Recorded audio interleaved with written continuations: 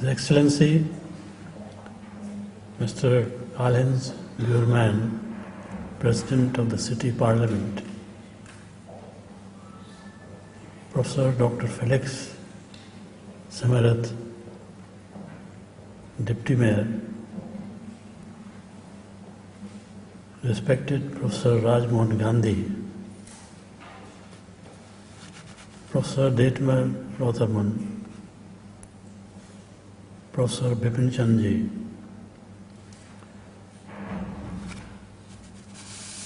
ladies and gentlemen, present on this historic occasion.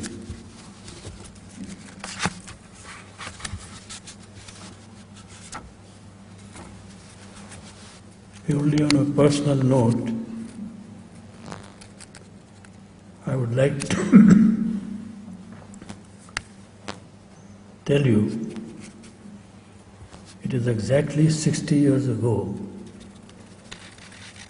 that as a young boy of 7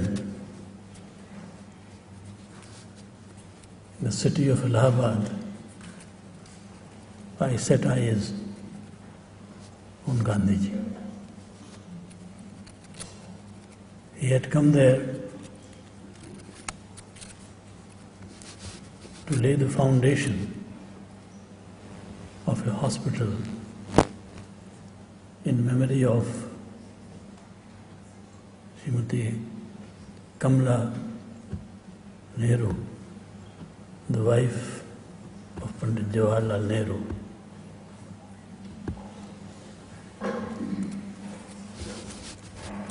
It is a scene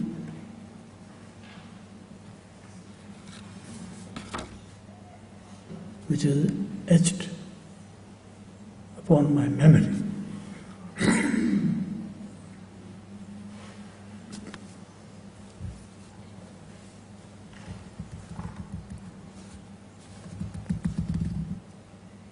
Very kind and very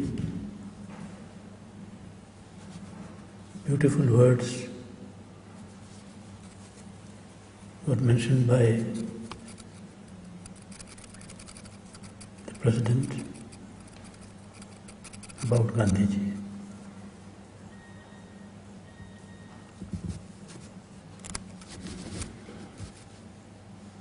Down the years,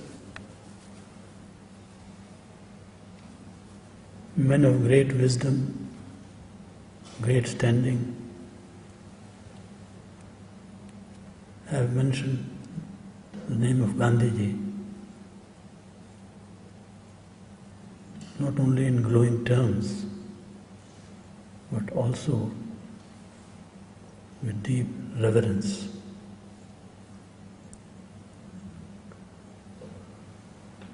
Gandhiji is not to be studied and seen as a static person, but as an ever-changing and growing personality, as he himself said, quote, "In my search after truth, I have discarded many ideas and learned many new things, and therefore, when anybody finds any inconsistency between any two writings of mine, if he has still faith in my sanity, he would do well to choose later of the two on the same subject." End quote. Gandhi was the main leader of India's anti-colonial struggle, but he primarily came to lead the struggle because he saw colonialism as the symbol of domination and oppression of the weak and downtrodden. Gandhi saw himself rightly and primarily as a champion of the downtrodden. He was clear in his mind that there were other problems to which he wanted to devote attention in his own lifetime and which he hoped to attend to after gaining independence for the country. For example, he devoted a large part of his efforts in addressing the issues related to the discrimination against the downtrodden. Gandhi began his political career as the champion of the suppressed and the discriminated Indian community in South Africa. There itself, he experimented with technique of non-violence and satyagraha as a mode of powerful resistance. Similarly, after coming to India, he first took up the cause of the peasants of Bihar in eastern India against the exploitation and suppression of the indigo planters. The second struggle was the championing of the cause of the peasants of Gujarat in western India against excessive colonial taxation. The third was the cause of the Ahmedabad textile workers. It is only when he saw all these struggles as emanating from the dominant logic of colonialism that he took to fighting its source. But even while devoting his major energy and struggle against colonial rule, he kept devoting a large part of his time and efforts to the fight against domination of lower castes by upper castes, that is, for the liberation of the downtrodden. This he carried out throughout his life between 1920 and 1948. But there were two periods, one in 1927-28 and another in 1933-34, when he specifically gave up all politics and toured the entire length and breadth of the country for fight against untouchability. Gandhi also devoted a great deal of effort to raise the status of women in society, freeing them from the male domination, or as we would say, for women's liberation. It is interesting to note that his primary objective for raising a battle for the uplift of the women and the lower castes was that of arousing the people against those evils and in the process integrating the whole of country men in the process of national awakening. Gandhi did not believe that through legislation these evils could be obliterated, although he did not oppose the legislative process either. He believed that social change ultimately emanated from change in thinking and behavior, and that in this regard legislation could only play a secondary role. One of the major misunderstandings regarding Gandhi's life and thought is the belief that he opposed the use of machinery for productive and social purposes.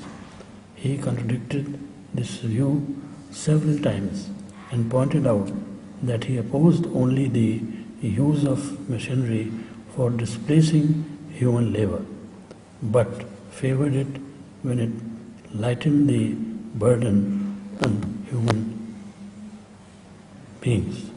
In other words, he was for the economic development that simultaneously generated full employment. One of Gandhiji's ever-present passions was for civil liberties. He repeatedly said that civil liberties are like the water of life, and I have never heard of water being diluted. We may not forget that two of his 4 mass movements in India were on the question of right to speech and freedom of the press. Actually speaking, Gandhiji's passion for democratic values had something to do with his belief in achieving right ends with them, right means. He injected this idea in the minds of the countrymen at large very, very effectively. The fact that India could be a successful democracy after independence whereas many other African and Asian countries that got independence around the same time fell prey to totalitarian regimes. This stems from Gandhiji's untiring insistence on using right means for achieving goals. In fact, the passion of civil liberties and human rights was one of the reasons why he was one of the passionate opponents of fascism. He played a major role in persuading the National Congress, the party spearheading India's struggle for independence, to organize a boycott of Japanese attack on China in 1926-27, 36-37, and in 1938. He went to the extent of saying that if any war was justified, it would be the war against Hitler for what he was doing to the Jews of Germany. Nor was Gandhi a chauvinist in any sense of the term. In the 1920s, he supported the Burmese people demanding a separate nation for themselves, as he believed that the Burmese have a tradition and culture of their own, different from India, and they deserved a separate national identity. Gandhiji constantly preached to his followers that Indian people's struggle was not against the British, but against colonialism. He also, therefore, tried to reach out to the British. In a remarkable indeed that in 60 years, along the struggle of the Indian people against the British colonial power, the total number of Englishmen who died at the hands of Indians during the entire period would be less than 100. His greatest contribution was in making the Indian struggle for independence a mass movement. What is even more relevant is that he interwove this movement with a social and ethical agenda, the use of right means to achieve right ends, the simultaneous struggle against internal social evils, untouchability, low status of women. He led by example, and it is due to his strong and personal commitment to secularism, truth, non-violence, and social reform that modern India has held on to these values despite many pressures and provocations. And if I may add, in the end, that what India has become today, which was referred to by first speaker here, a nation conscious of its limitations, conscious of its goals, conscious of the fact that history enjoined upon India the duty to lead all movements of liberation with the same kind of energy and effort that we led our own movement. And that is what has made the country what it is today. And I am very grateful that in Frankfurt I have the occasion to pay my humble homage to this great master. Thank you.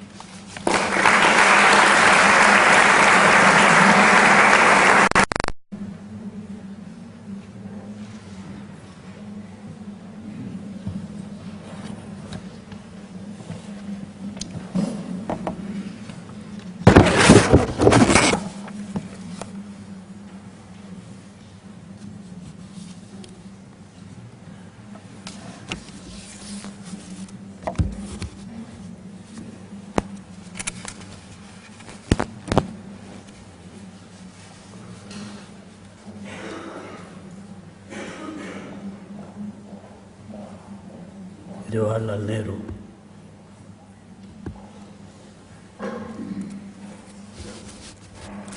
It is a scene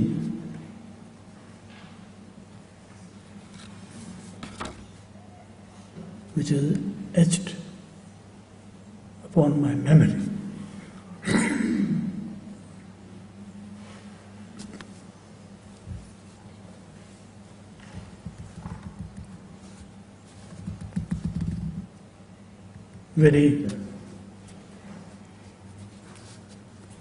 The city of Allahabad, I set eyes on Gandhiji. He had come there to lay the foundation of a hospital in memory of Srimati Kamla Nehru, the wife of Pandit. His Excellency, Mr. Karl-Heinz Björkman, President of the City Parliament, Professor Dr. Felix Samarath, Deputy Mayor, respected Professor Rajmohan Gandhi, Professor Detmar Rotherman, Professor Bipin Chandji,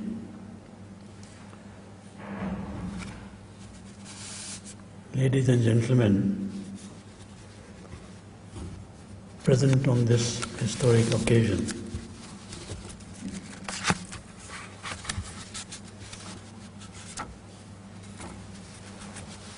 Purely on a personal note,